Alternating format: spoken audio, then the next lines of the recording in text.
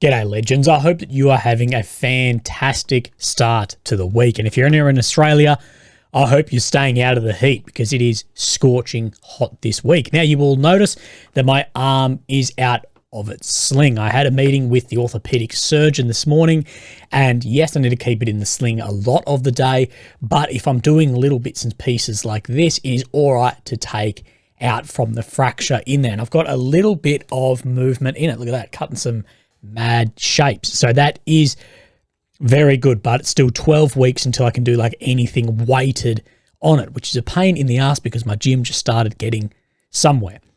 Anyway, legends, we're going to look at the maps. We're going to look at the news, but I want to do something as it's the start of the year. Now, I've been studying this war from, well, actually before the war happened. I was in Ukraine as of the 24th of February when the invasion happened. And every day since, every night since, I'm kept up in bed thinking about this. And now for, well, over 2 years, or just maybe under 2 years.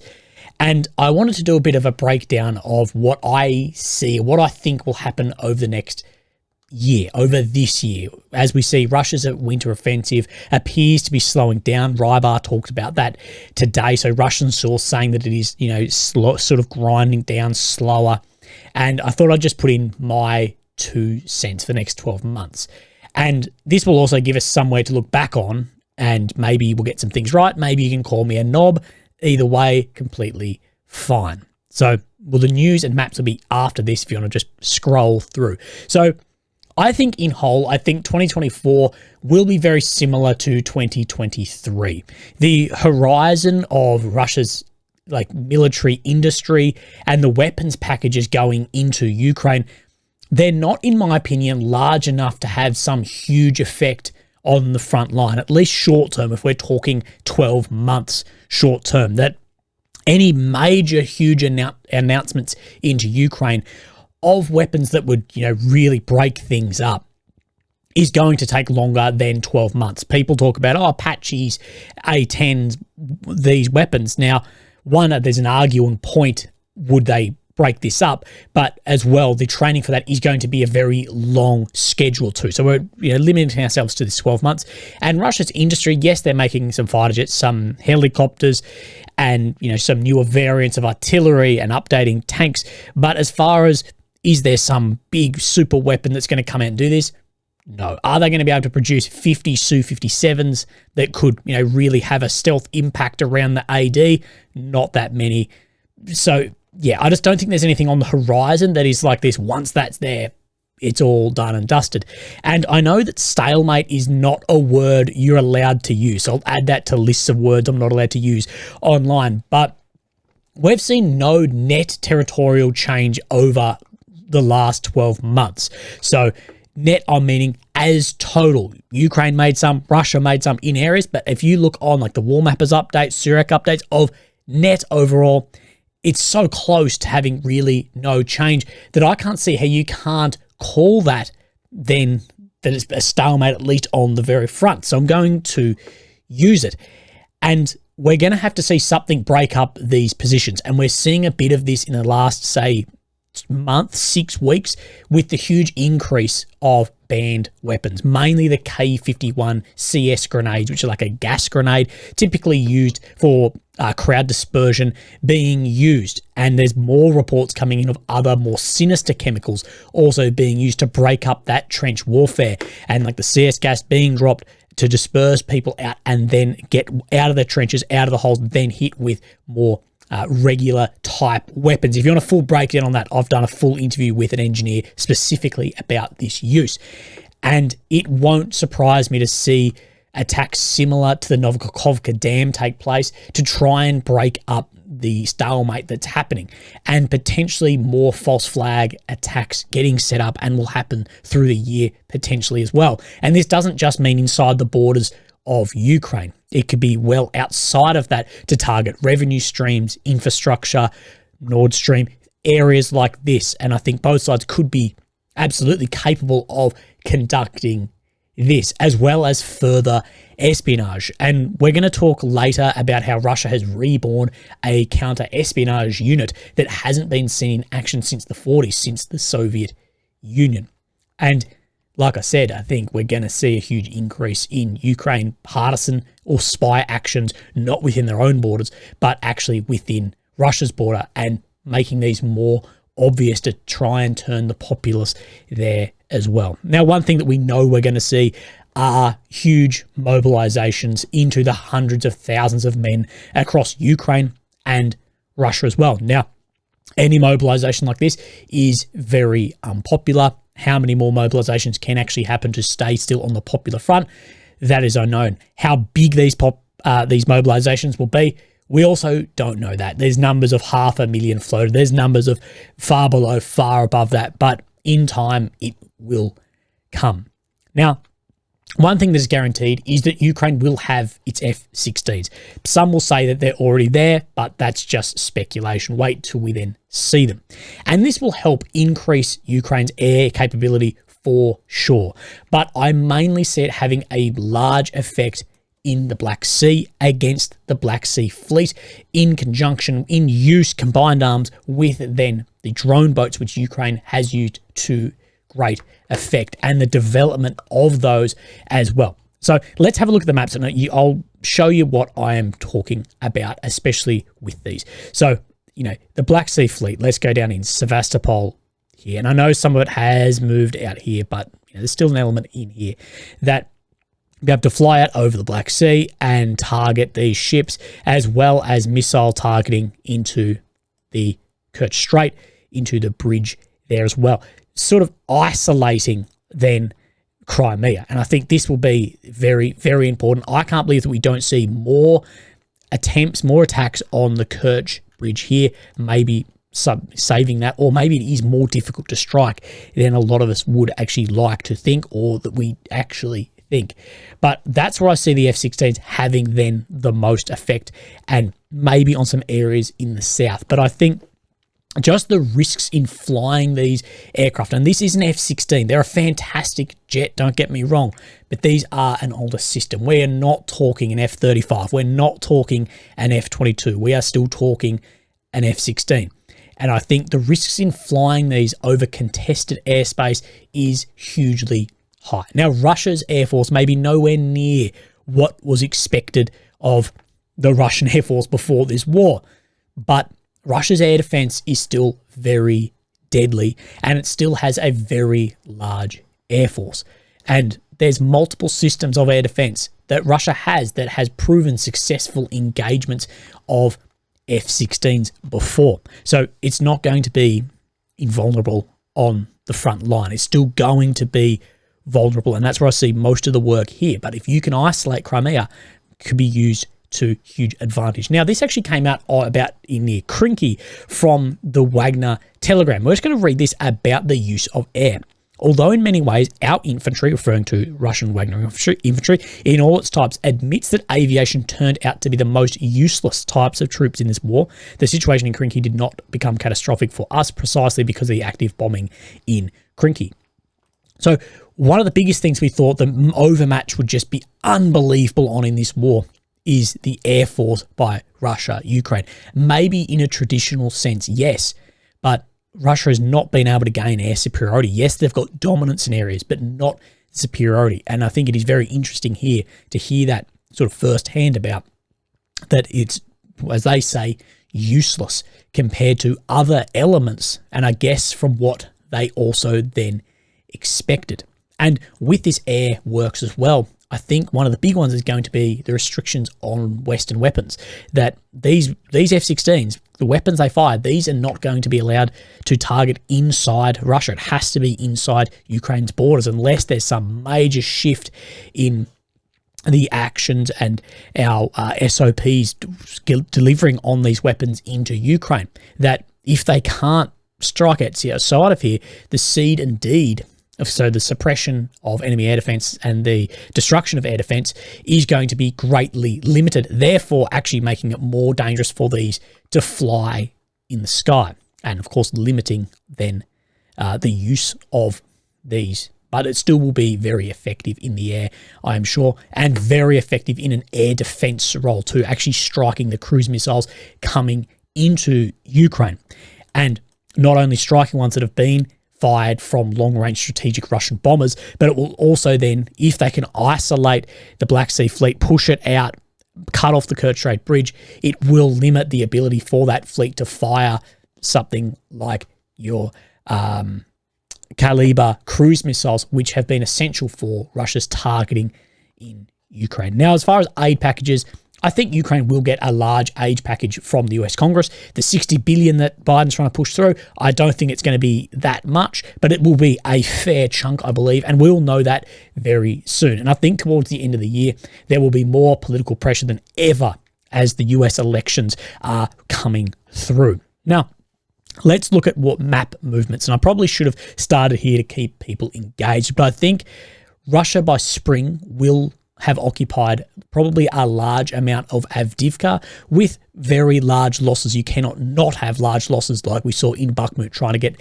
an area like this. So I think we're going to see Avdiivka, Novomalyivka, and also areas like Chasiv Yar. So I think what we'll see by the time Ukraine probably go on its offensive action, some degree, I don't know where the degree, whether it's going to look like this, whether it's going to look like this, but they are going to continue their push into Avdiivka as they are still making ground here. Yes, it has slowed down a bit as, you know, there's more pushback than ever, but I believe Avdiivka will be occupied to some degree, as well as this back gap through here. As we do know, Russia really want to close off this Novomalyivka from Mariinka to then pressure onto Ugledar, and I think they will close that as well as Avdiivka.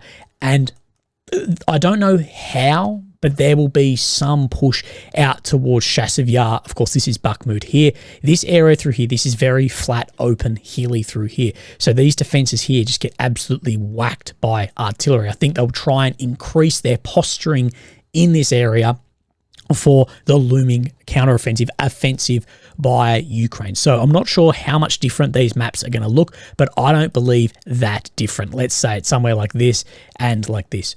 On the grand scheme of things, no major difference, maybe by mid-year.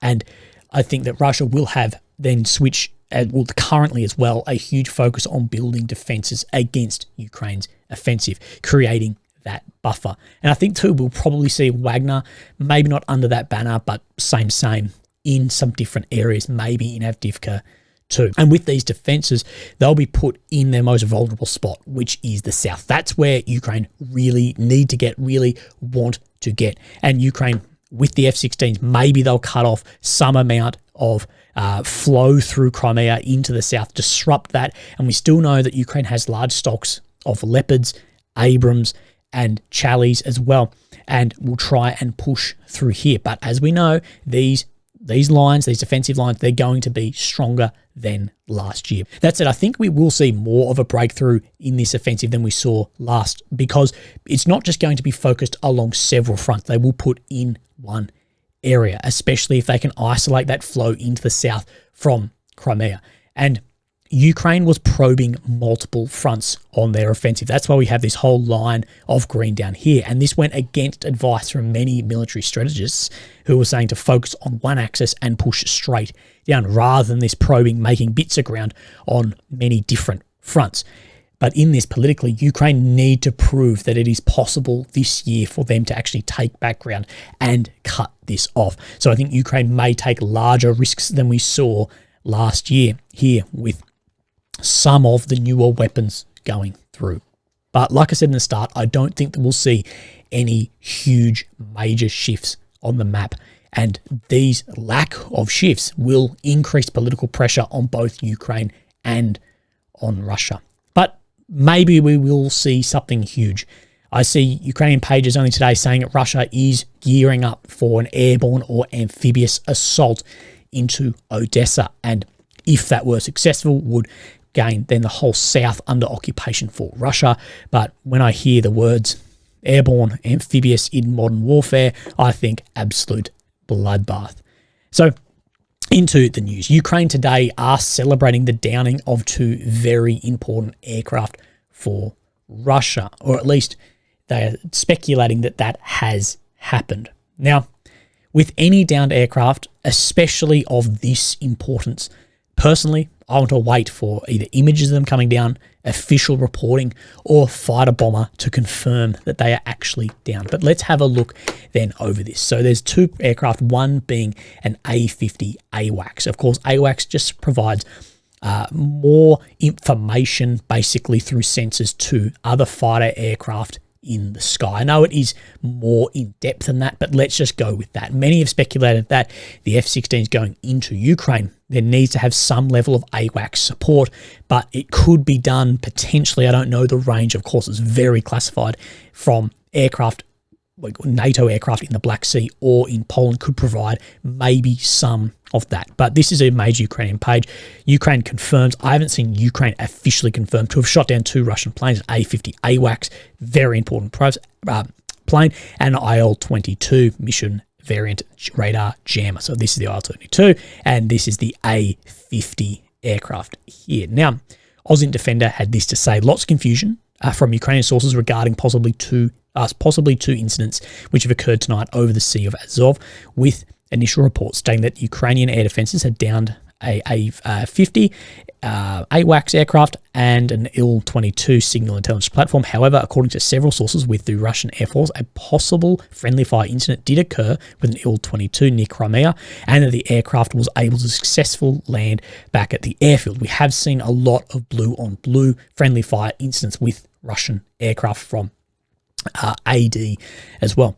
But no incident had occurred involving an A-50, and A-50, huge target. So if it has down, that is very big news. But we will wait to see what actually then becomes of this. This was all breaking from this RBC Ukraine as well. The Ukrainian military shot down this. Now they go over this here, was immediately shot down in this area, disappeared off the radars. That said, they quote sources that are unnamed. Just wait and see, because this is a very big thing like we talk about. And this is also the Kiev Independent reporting on the same. So we may see it. And if it does, that is a very big news coming out of Ukraine. Now let's talk espionage and I guess counter espionage, as we see Ukraine target figures successfully inside of Russia. So what we saw come out was this bloke here was caught filming where air defense was going out in Russia and missile drones coming into Russia as well. Same thing we've seen in Ukraine. If you film drones or missiles coming in and you can see the air defense going out, you can triangulate, geolocate where those are, and then they could be targeted. We've seen the SBU detain and make people make apology videos for doing the same in Ukraine, and this is on the other side in Russia. Now, what people have pointed at is this patch here says SMERSH, which we have not seen for a long time. And if you know the word SMERSH, you've probably seen some James Bond films. Now, SMERSH was originally set up to focus on German spies operating within the Soviet Union during the Second World War. Now, according to some figures, and we don't really know, that they are responsible for the identification and then inevitable death of approximately 30,000 spies within the Red Army, and arrested another 500,000. Now, half the efficiency of SMERSH was how it struck fear into populations, and there is speculation as to whether a new agency has been formed or it's just a branding choice to put fear in those thinking about passing information in and out of the country, which can be just as effective as actually having the unit there. But this is what then a few days ago the MOD from the UK has said. In late 23, Russian politicians claimed that the Soviet counterintelligence CI organization SMERSH was being re-established. In Jan 22, an open source image showed operatives wearing SMERSH uniform patches. The abbreviation of the phrase for death to spies, so counter-espionage. Stalin established the original organization, which existed from 1941 to 1946. I've seen some different numbers on this. Some said it was still operating till 48. In the West, it became known via its fictionalized portrayal of the James Bond.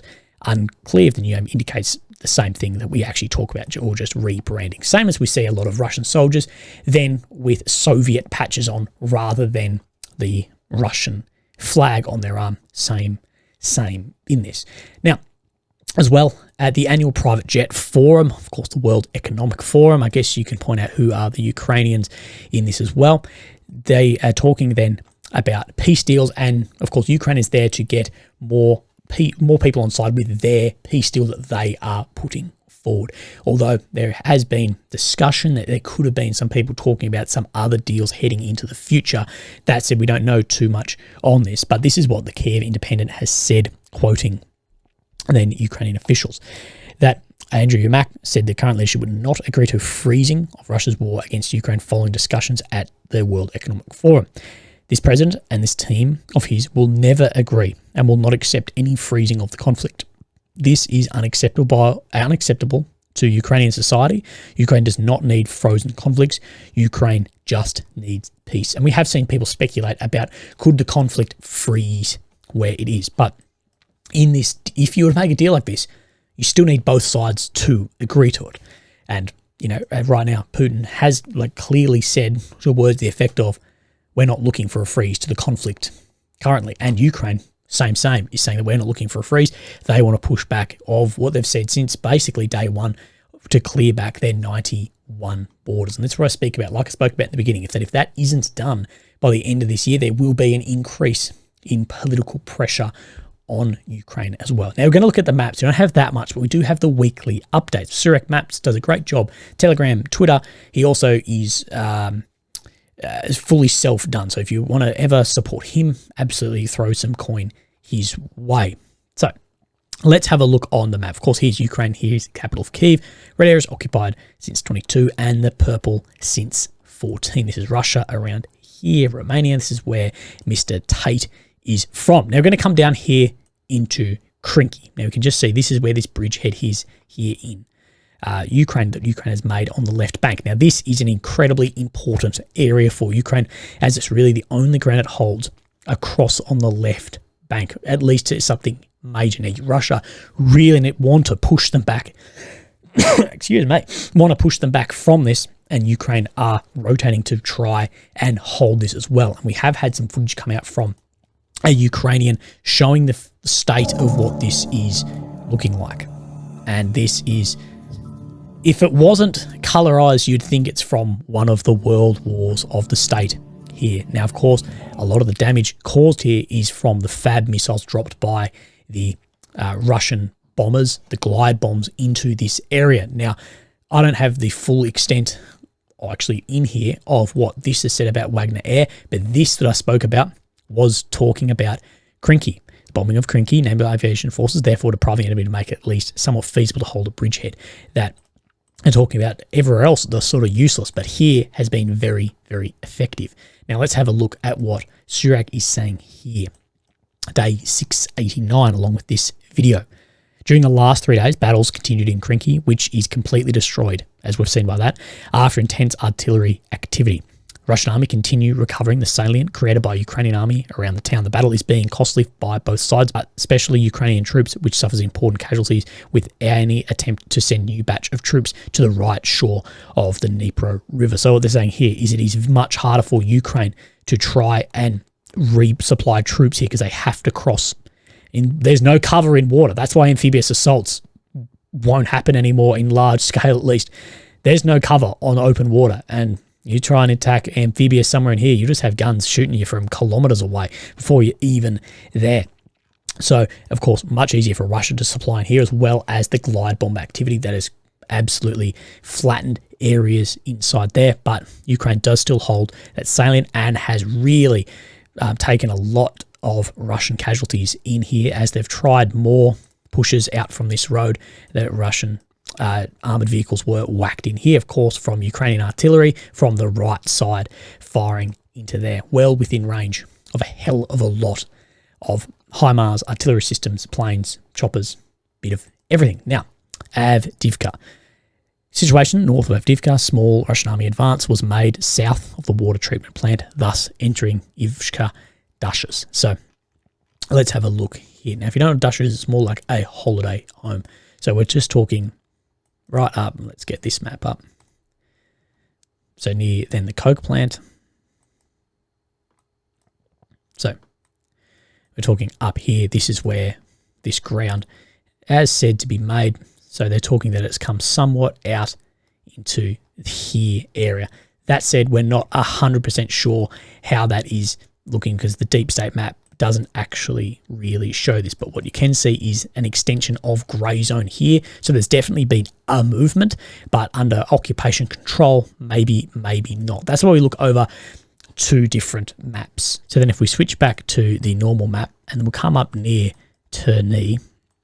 So Russia is trying to advance towards Terni here, that we do see near Ploshkana here. We do see that Russia makes a bit of ground. And this is the only major shift in the map over the past 24, 48 hours, just down from Mikhivka here. But let's have a look over the week. This is from Suryak Matt. So let's go northeastern front, where he is starting Sinkivka, where we don't see any changes on this map. But fighting around Sinkivka continues unchanged. Russian forces' attempts to advance are continuously repulsed by Ukrainian troops who are otherwise unable to move the front away from the outskirts of the locality.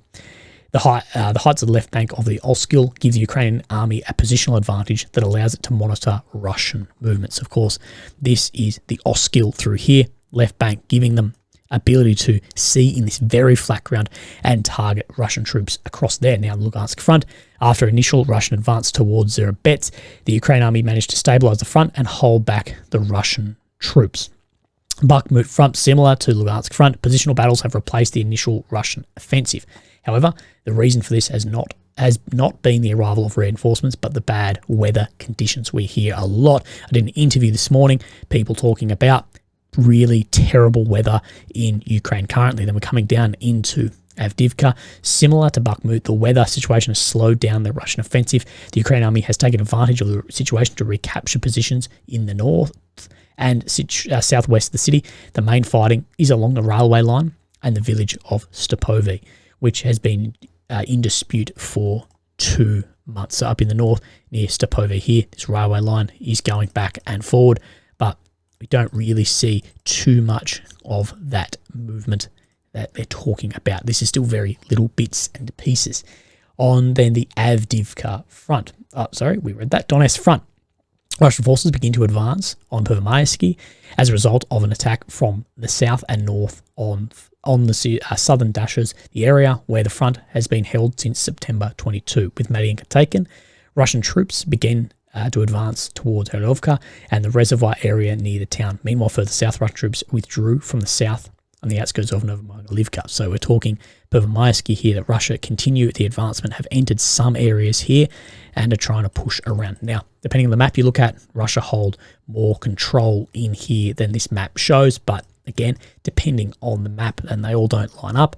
And we see down a little bit further, talking Mariinka here, Novomykolivka, that Russia had this pullback as Ukraine pushed them back as well in this area to try and get a new axis to attack on here. Zap front, Russian army managed to recapture some positions south of Robotny towards Verbove. Ukrainian troops are slowly falling back to the north. Kherson fighting continues in Krinky. So over the week, this is the area just near Verbove that Russia got back some just in here. And there's a lot of reporting that Ukraine got back a small bit of land in Robotny, and there's some territorial change back and forward there. But legends, let me double check that that is all of my shies for today. Yes, I will see you in a year to update you, see how wrong or how right we are on bits and pieces. Thank you for all your support. As always, if you'd like support, down below. If you want to get some merch, you want some Willie's Wanker merch, you know where to look down below. Thank you very much. Have a great week. Bye-bye.